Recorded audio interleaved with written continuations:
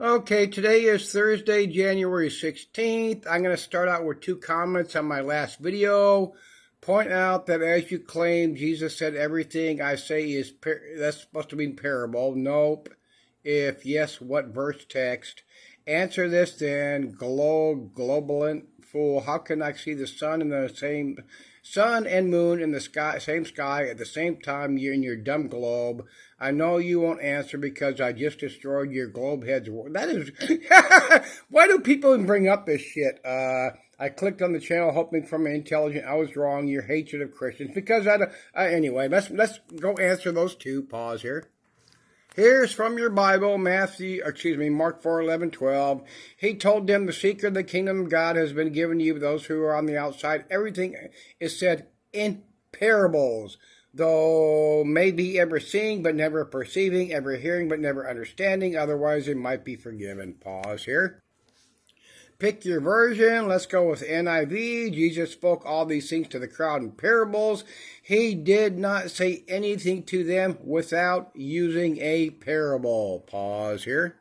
Okay, why can you see the moon and the sun at the same time? Let's try a simple why not. We're going to move on. The moon is super bright when it is suitably illuminated by the sun. See here how the problem with Christians is they cannot accept science whatsoever. Anything that goes outside of a dome, it doesn't exist. It's bullshit. It's lie. It's as Adam Sandler's mama said, it's of the devil. The earth spins on its axis once a day, rotates around the sun once a year. However, it is the sun that orbits us once a day, right? Because of that, we see the sunrise, blah, blah, blah. The moon does not shine. There's no brightness in the moon. It's not a shining star. The moon only reflects the sunlight. But let's pause here and go on. And why does that happen? Because the moon orbits while the moon orbits Earth while the Earth orbits the sun, meaning they orbit differently. Give me a fucking break. Anyway, I was gonna do a video about the California fires and Richie from Boston, but I want to address, and I'm gonna repost a video I did 3 years ago in 2 parts. I could not find it on my YouTube channel, either of the 3. So this is a dude that's all in on NASA. But please, if you believe in a flat Earth, or if you believe the fact of the matter is we are a globe. But either way, I'm going to show you this dude. I did 2 videos. I combined like 8 videos this guy did. They roughly run 16 to 10 or 15 minutes each. But he points out the facts. And when I had it on my YouTube channel, I kind of remember it was called Debunking Flat Earthers, Debunking Globe Earth. But listen to this. Please, if you're a flat earther, if you want to know how to talk to the flat earthers, this dude, I wish he wasn't so sarcastic, but please listen to this. It's Globe Earth 101 basic understanding of how things. Anyway, let's pause here. Okay, here it is on my BitChute channel. On my YouTube channel, I know, like I said, I titled it Debunking Flat Earthers, Debunking the Globe, but let's go here. Let me pause. Okay, I jumped forward 10 seconds to get past the introduction, but let's go here. Earthers. These will be some basic things that anyone could do to test the validity of the flat Earth hypothesis. These are so mind-numbingly obvious that the fact that you don't do them is an immediate indicator of your complete lack of intellectual integrity. Let's get started and you'll see what I mean. Number 1, here's the flat Earth map that you all seem to agree upon. Anyone with half a brain can immediately tell that this does not correlate with reality, but for those with an even smaller fraction, let's do a few things to prove it. For example, make a scale. You know, a scale? It's that thing on maps that tells you how far away things are from each other. Look at this map. There's a scale. You can pick 2 cities and determine the approximate distance between them. Then you can drive your car from one to another and verify that it is the correct distance. Now back to your little map. Where's the scale here? Why do you never include one? Is it because it's impossible? Yes, that is exactly why. And if you disagree, here's your challenge. Pick some distance on this map. A centimeter, an inch, whatever. Tell me the distance it corresponds to in reality. Then pick some cities and use your scale to estimate the distances between them. Pick 2 on the same continent. Pick 2 on different continents. Use it to tell me how wide this inappropriately enormous ocean is. Use it to tell me literally anything about the distances between literally anything. When you can't do it and your numbers do not correlate with reality in the slightest, recall that this map does it just fine, and then admit that your map is stupid.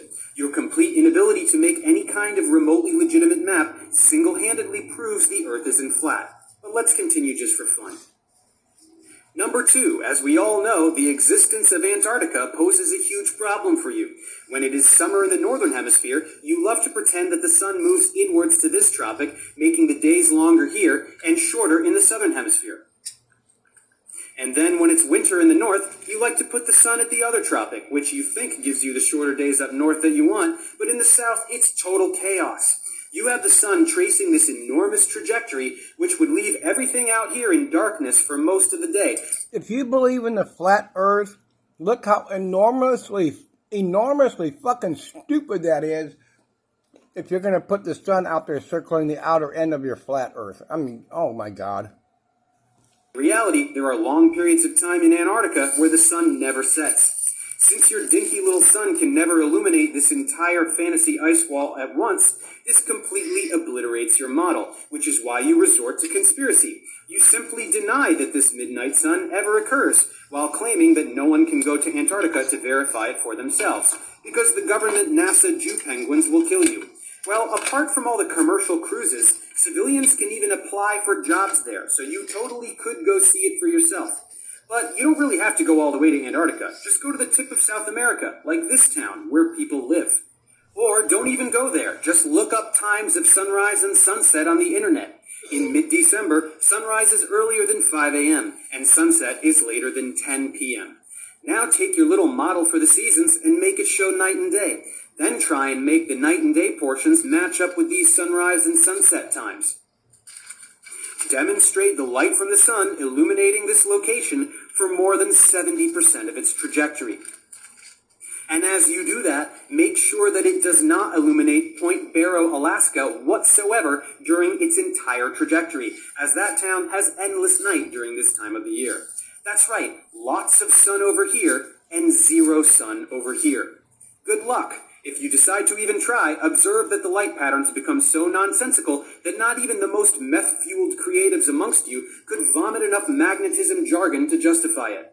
If you can't make your model show the seasons and night and day at the same time, as I pointed out that you can't almost a year ago, then seriously consider shutting up forever. Number 3, here's an idea. What if you were to actually make a prediction with your model? Like any prediction. You know, those things that you have to do in science for it to be science. Pick any celestial object, a planet, a comet, a star. Now pick any time in the future, and using only the flat Earth model and nothing else, tell me where it will be at that time. If you can't do this, and I know you can't, consider admitting that your model is absolutely irrelevant. People who actually understand the geometry of the Earth and the solar system can predict a solar eclipse, specifying the start and end time down to the second and tracing its precise path down to the square mile. Doing that even a single time means the model used to make the prediction has been undeniably verified, and it's done every single time. Anyone who doesn't see the importance of that has no clue how science works. Number 4, after I demolished essentially all of your favorite talking points in my previous videos, you all now cling primarily to the classic "I shouldn't see this thing" argument. You love this one because you can lie about heights and distances, do incorrect math, and in general act incredulous without having to actually do any science. Well, every time you whine about this, the objects are always suspiciously close, such that you can fudge the numbers, and they're always over water, so you can lie about refractive effects to people who have no idea how refraction works. So try this one on for size. Show me a picture of something over land that's... Okay, watch this part the next few seconds, but in the second part, he does more address the ships on the horizon disappearing, but let's go. Watch, this is fucking cool, watch this. This is obvious. 1,000 miles away. May I suggest the middle of the country where there's not much in the way?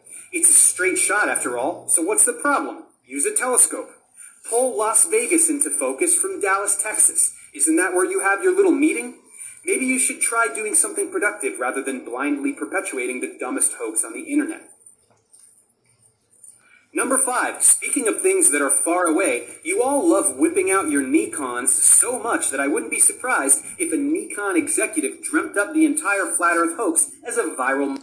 Okay, I pulled up these video clips from his videos 3 years ago. His videos were older. This is Ricky from Boston. I wonder how much money Richie makes from promoting his Nikon camera. Viral marketing campaign. You take a boat that's far away, pull it back into focus, and then marvel at your own brilliance for figuring out how to operate a camera. Well, try this one then. Stay on the boat. Don't cut away. Stay on it until it disappears. How will it disappear? Bottom up, just like everything else. I wonder why you've never put that on YouTube. Number 6, the most hilarious thing about Flat Earth is that the most mundane everyday observations make absolutely no sense in your model. Like a sunset. A small sun above a flat Earth would simply recede high in the sky and get smaller and smaller until it fades away. It absolutely would not retain the same angular size and set below the horizon. It stays the same size because it's unbelievably far away, and it sets below the horizon because the Earth is a sphere that is turning. Even a toddler can understand this. It's so blatantly obvious that you have to resort to your typical ad hoc antics, talking about refractive effects that defy all logic and somehow magically apply to the sun but nothing else.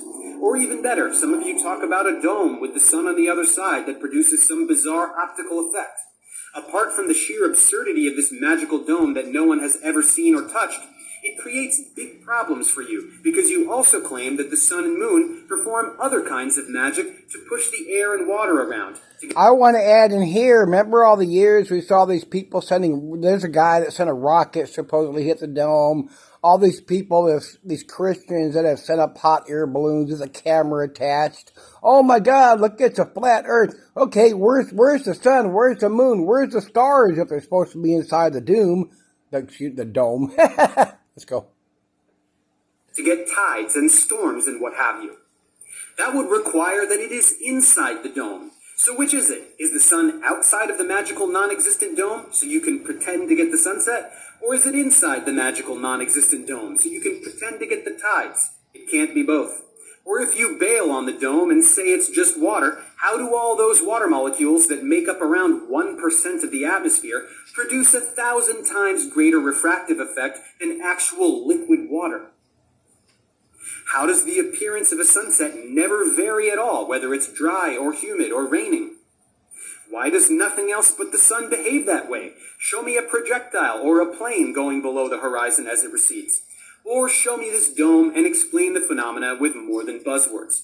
Do something to explain a sunset. Do anything besides making idiotic videos with action movie soundtracks that contradict middle school level science. Number 7, what the hell is a lunar eclipse to you? Seriously, explain anything about a lunar eclipse. The things you say about solar eclipses are stupid enough, but at least you say something. A lunar eclipse happens when the Earth gets between the sun and the moon. That's right, in between. These two objects are not perpetually above a flat plane, and you know it, which is why you're totally silent on lunar eclipses. And if you're going to propose that some other object besides the Earth is what obscures the moon, good luck trying to demonstrate its existence. Number 8, speaking of the sun and moon being small and close to the Earth, what is stopping you from strapping a camera to a weather balloon and sending it up there? Go get up close and personal with either of these objects and take some pictures. If you get crafty with some robotics, which is a stretch given your complete lack of education, you could even scoop up a little sample. Maybe the moon is made of cheese after all. Can't you get even halfway there such that the sizes change? Reach for the sky, fellas. Number 9. Take some flights, like any direct flight in the southern hemisphere. Whoops, shouldn't that be impossible? Better yet, fly between two cities 2 different ways, the shortest way on the globe and the shortest way on the flat Earth. Which one do you think will be faster? I'm just joking. I know that none of you will ever be employed long enough to afford a private jet. But next time you're on a regular plane, notice that flights going east or west are not constantly turning slightly to one side, as you seem to believe they all must be. Yeah, you would notice that. If humanity is unfortunate enough that you've actually procreated, send your kid up to the cockpit to meet the pilot and snap a pic of the wheel. What do you know? Straight as an arrow. And number 10. Do anything legit. Another thing I want to add into that, of all these pilots we've had for all these airlines over all these years, you don't think any would have noticed that their plane is constantly turning? Give me a fucking break. Scientific at all. Publish anything whatsoever about your model in anything reputable anywhere. Invent any technology based on your model. Do anything at all that could be considered actual empirical science. Here's a hint. You may have to study some real science to do it, but then of course you would immediately learn that the Earth isn't flat, so it probably won't be of much use. So that's it for the 10... Okay, I only got a few minutes left for part 1 here, but... For people who claim that globe-tards just repeat what they were told in school, you guys sure do all say the exact same things. And I don't just mean the same arguments. I mean the same things word for word, like they were copied and pasted from some manifesto. This is because you all watch the same ridiculous YouTube videos made by the same handful of con men, and you all quote them verbatim without applying a shred of critical thinking. So now that I am intimately familiar with your greatest hits, I just had to make one more video so that I could share the 10 things that all flat earthers say. If you're a regular person and you haven't seen my other 2 flat earth videos, you may want to check those out first for a little bit of context. But if you're a flat earther yourself, don't bother. I'll be speaking directly to you throughout this video. Let's begin. Number 1. One extremely problematic side effect of taking the globe and flattening it out into a plane is that gravity makes no sense, and there is no reason for things to fall to the ground. All objects accelerate towards the ground at 9.8 meters per second squared. That's an indisputable fact. And it is also an indisputable fact that any acceleration requires a force to produce it.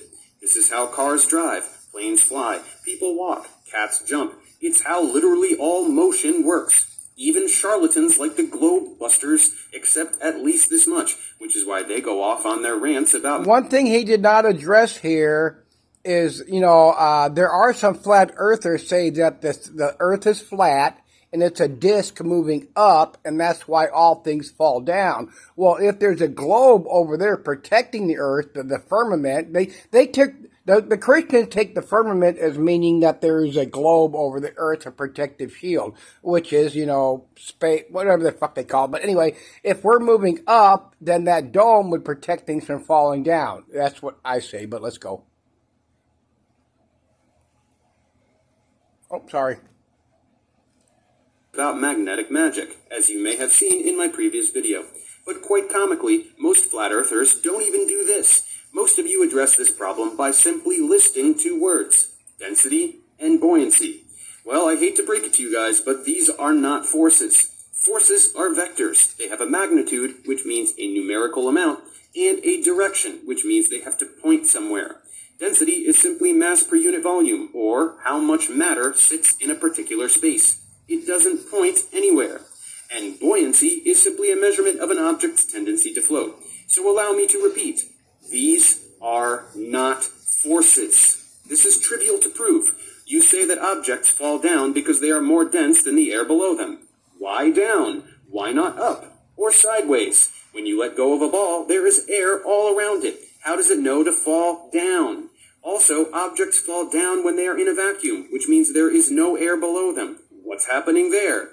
Face the facts. Things accelerate down towards the ground because of a downward force. That force is gravity, which pulls everything towards the center of the Earth, which is its center of mass. Denser things displace less dense things because gravity exists. More mass means a greater gravitational attraction. This is clearly why things that are less dense than water float on water. Again, because gravity exists. Rocks are pulled down harder than water, which is pulled down harder than air. Some of your more popular retorts to this include wondering how oceans stay on the earth while birds and insects can fly. It's because birds and insects have wings. They flap them and generate an upward force. If that force exceeds the gravitational force, they go up. Oceans can't do this because oceans don't have wings. Individual water molecules can't evaporate and go up into the sky because they are so tiny. But when they get up to where it is colder and accumulate into clouds, they eventually condense back into liquid water. And guess what happens? They fall back down as rain. Hopefully you are familiar with rain. As for planes and other macroscopic objects, again, they go up only when a force is applied. When you throw a ball up into the sky, the force imparted on the ball by your arm is greater than the gravitational force. But as soon as it leaves your hand, no more force is being applied, and only the gravitational force is acting upon the ball. So that velocity gets smaller and smaller, hits zero, at which point it starts to fall, and it falls faster and faster until it hits the ground. Gravity. Gravity exists, period. Saying it is just a theory does nothing but display that you have no idea what a theory is. Stop repeating what you hear on Flat Earth videos and catch up to the 17th century. Number 2. Okay, pause here. Okay, forward and onward. Okay, let's roll with part 2. Number 2. Flat Earthers all say, I shouldn't see this thing, but I do, so the Earth is flat. Then, to justify this claim, you all say the same thing, typically with no context whatsoever. 8 inches per mile squared. None of you have any idea what this means. You can't derive it. You can't calculate anything with it. You can't make a prediction with it. You can't tell me anything about this value at all. When I point this out to you, you get very angry, and instead of answering simple questions, you just link me to a bunch of videos made by con men. Well, I'm sorry, friends. Those people are doing incorrect math, or lying, or both, and they are counting on the fact that you won't do any math at all to check up on them. 8 inches per mile squared is not a valid way to measure Earth's curvature. If you understood math, you would immediately see that this squared on miles is totally out of place. That's because this is a parabolic approximation. This is for doing calculations with a parabola. It's possible that you remember this shape from middle school algebra, but I wouldn't be surprised if you don't. As you can see, the Earth is not shaped like this. So where does it come from, and why do people use it? It comes from the Flat Earth Bible, Zetetic astronomy, and Flat Earth priests use it because they know it's not accurate. It gives them incorrect values that they can use to claim that they shouldn't be able to see something when in fact they totally should. There are dozens of videos on YouTube demonstrating this, several of which reference the actual formula that actually describes Earth's curvature, which as you can see requires trigonometry. Stop blindly repeating what you hear on Flat Earth videos and learn some basic math so that you can do these calculations for yourself. Number 3. All Flat Earthers say the same 2 things about water. The first is, water doesn't curve, and the second is, water finds its own level. The second phrase is completely meaningless, so the fact that you all say that exact thing verbatim is just one of the many demonstrations that you all blindly repeat what you hear without giving it a moment's thought. As for the first phrase, stating that water doesn't curve is at least a coherent thought. However, it is dead wrong. Put a drop of water on a piece of wax paper or a leaf. What does it look like? A freaking sphere. Isn't that something? In your haste to mindlessly parrot what you heard from Flat Earth priests about water, you forgot to look at water. Water curves, my friends. Look at this curved meniscus. Look at these waves.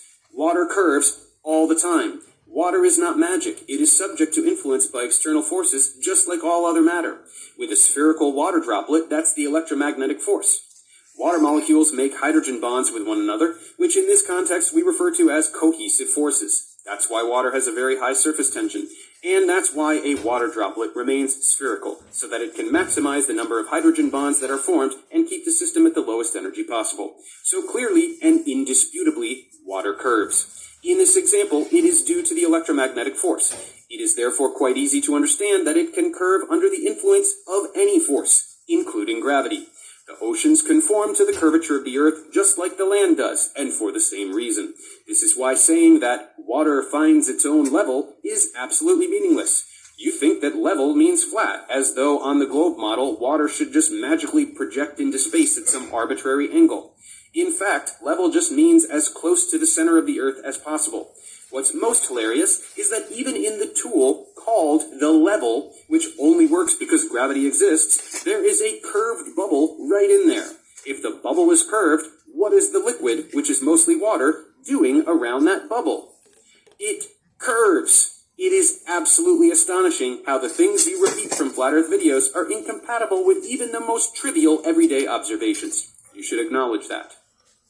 Number 4. You are all quite perplexed about how Earth's atmosphere can exist next to the vacuum of space. This one is rather amusing because what's happening is that since you have no science education, your only context for the word vacuum is a vacuum cleaner. And again, because you have no science education, none of you understand how a vacuum cleaner works, which is a problem because you seem to think that outer space is a vacuum cleaner. Let's take a moment and clear this up. A vacuum is any region where there is no stuff. Here, there is stuff, like air. In space, there is no stuff, or at least very, very close to no stuff. Space is essentially empty. That's a vacuum. It is not a thing that sucks. Vacuums don't suck. Everyone say it with me together. Vacuums don't suck. Earth's atmosphere displays a gradient because gravity exists. There's a lot of atmosphere right near the ground, and then as you rise, because fewer and fewer molecules will have enough kinetic energy to go so high, it gets thinner and thinner and thinner until there's none left. Then you're in space. It's that simple. Number 5. One of your favorite little gotcha challenges is to request that we demonstrate how water can stick to a ball spinning at 1,000 miles per hour. The implication is that water and everything else should fly off of it like a child getting thrown from a merry-go-round. Well, it's very cute that you get overwhelmed by numbers with 4 digits in them, but in actuality, the Earth spins once per day. One time in 24 hours. Get on a merry-go-round and have someone push you one time around over 24 hours. Not a very thrilling ride, is it? The issue is that the Earth is really, really big. So if instead of using rotational velocity to describe a rotating body, like a normal person, you try to use linear tangential velocity, you're going to get a pretty big number. But to be honest, it's still not really that big. Planes go more than half that speed, and sitting on a plane at cruising altitude with no turbulence is just like sitting on a chair on the ground. Flat Earth priests cite these big velocities associated with the Earth and the solar system purely for shock value, and you're falling for it. Stop doing that. Furthermore, this little water doesn't stick to a ball challenge is the strawiest straw man that was ever made of straw. The Earth is huge. It generates an enormous gravitational field. That's why everything sticks to it. A ball is very tiny. It does not generate an enormous gravitational field, so things don't stick to it. Also, unless you're doing this in space, the ball must be very close to the Earth, which, as we just said, generates an enormous gravitational field. So when water drips off the ball onto the ground, your desired demonstration of gravity fails because gravity exists. Stop asking for ridiculous and impossible demonstrations like having to build an Earth-sized object to show you how water sticks to something as big as the Earth. Number 6. Lots of you say that moonlight is cold. This is astonishing for a number of reasons. The first is that it is not related to any claim you could possibly be making in order to argue for a flat Earth. But the second and much more important detail is that it is the perfect demonstration of the fact that you have no clue how science works. Some flat Earth priest measured the temperature under the moonlight and then again under something providing shade. Wow, moonlight makes it colder. But does it? Shouldn't you add some element of control to your experiment? What's a control, you ask? Fair question. You see, your measurement isn't evidence of anything. You now have to repeat the experiment when there is no moonlight to make sure that the moonlight was indeed the cause of the discrepancy in temperature. This is something you should have learned in middle school, but don't worry, I'll finish the experiment for you. Take the measurements again on a night with a new moon so that there is no moonlight. Look at that. You'll get the same result. So the moonlight absolutely wasn't the reason for the discrepancy in temperature. What was the reason? Well, that thing that is providing the shade from the moonlight is also trapping in heat that is emanating from the Earth while it faces away from the sun.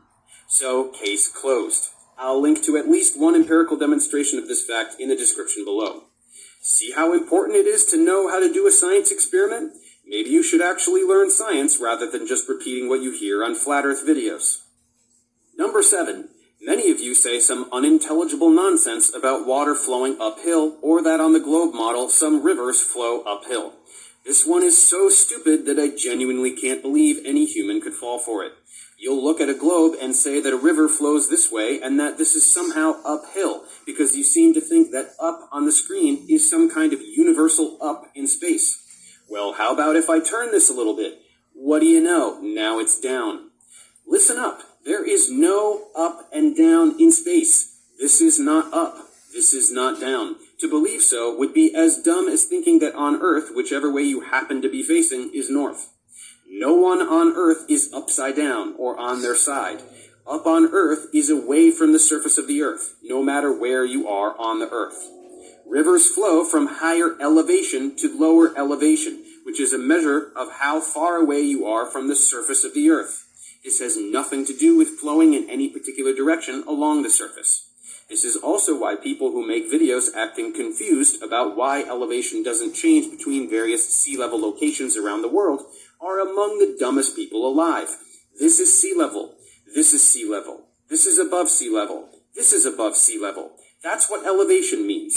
Learn the definitions of words before you try to use them in a sentence. Number 8. Many flat earthers remain dumbfounded by the idea that the Earth is slightly closer to the sun in winter than in summer. As I've said before, winter up north is summer down south and vice versa. So your confusion is one of northern hemisphere narcissism, but it is also one of complete ignorance. Here's the Earth. Here's the light coming from the sun. Look at this portion. It hits the Earth straight on. Look at this portion. Because of the curvature of the Earth, the light hits the surface at an angle.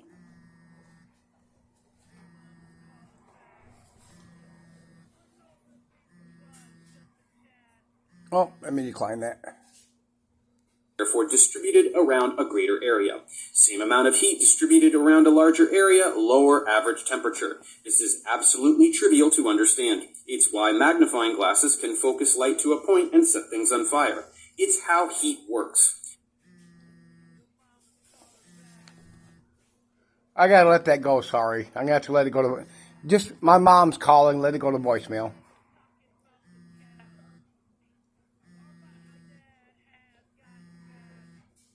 I gotta finish recording this. I gotta start all over.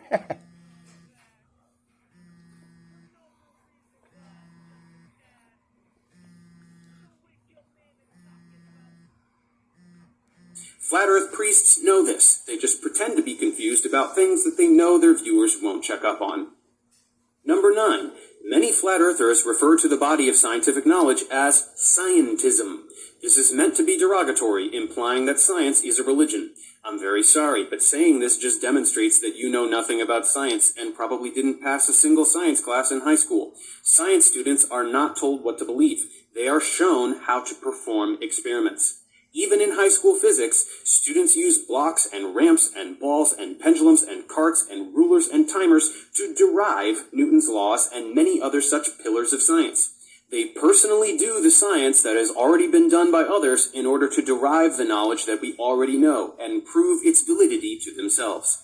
This continues through college and then on into graduate school, where students do their own research and figure out things that no one else has done yet. So using the word scientism only serves to disqualify you from adult conversation regarding science. In actuality, it is quite clear why you adopt this viewpoint, because you just accept whatever you hear if it's what you want to believe. This is why your beliefs are baseless. Since you are incapable of doing anything other than repeating what you are told, you assume that others are doing the same thing, but they are not. Those that are educated in the sciences understand how things work and use this information to build technology, such as computers and the internet, both of which you use to claim that the science that produced them isn't real, in a display of irony so thick that you could cut it with a knife. And to wrap things up, number 10, the pièce de résistance, the claim that we have all been indoctrinated, that we have been brainwashed, by schools, by the government, by NASA, by Freemasons, by Hollywood. Take your pick. Well, as I have demonstrated in this clip, you all say the same exact ridiculous things word for word, like you're reciting the oath of the Flat Earth fraternity. So it's a rather silly accusation to be throwing around. The fact that you all say the same things is not surprising in the slightest. What do you do when you want to brainwash someone? You tell them they have already been brainwashed. That's what flat earth priests do. They tell you that you've been brainwashed so that you are nice and receptive to the brainwashing. They tell you that everything you know is a lie so that they can lie to you. It's human psychology 101. Why do they do this? Money. Status. It's a way for con men to capitalize on the gullible few who exhibit a combination of ignorance and suggestibility. It's a cult. You're part of a cult. Not like the kill yourselves with Kool-Aid kind, but it's not that far off. So get angry. Okay, this is... Oh, again.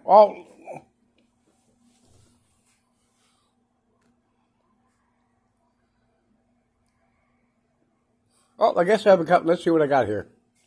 Crappy screenshot, but we see on Christian channels, they show these stars they call illuminaries because they're a combination of the distance, including time travel, from that distance. Oh, I brought that up in my last video, the one before. They try to focus, like Richie from Boston. Look at my Nikon camera. I'm trying to look at something that's thousands or tens of thousands or whatever light years away, and it won't.